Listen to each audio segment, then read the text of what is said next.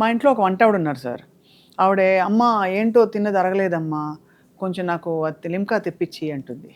So, అలా తిన్నది అరగనప్పుడు తేన్పులు రావడానికి ఈ carbonated beverages are they advisable sir? తగ్గుతాయా? రిలీఫ్ ఇస్తుందా? ఈనో బెటరా? అది కూడా దొందేనా?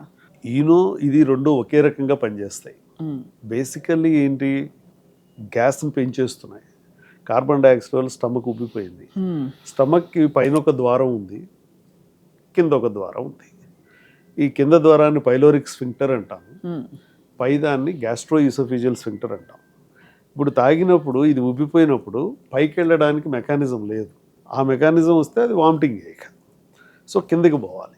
కిందకి పోయినప్పుడు ఈ పైలోరిక్ స్ఫింక్టర్ బాగా ఉబ్బిపోయినప్పుడు జనరల్గా ఎటు దారి దొరికితే అటు వెళ్ళిపోతుంది కనుక ఇది రిలీజ్ అవుతుంది.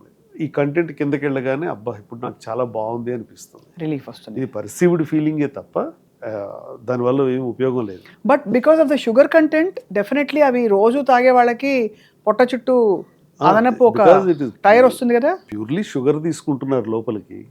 షుగర్ తీసుకున్నప్పుడు క్యాలరీస్ తీసుకుంటున్నారు. క్యాలరీస్ తీసుకున్నప్పుడు న్యాచురల్గా వాళ్ళ హంగర్ సైకిల్స్ మారిపోతాయి.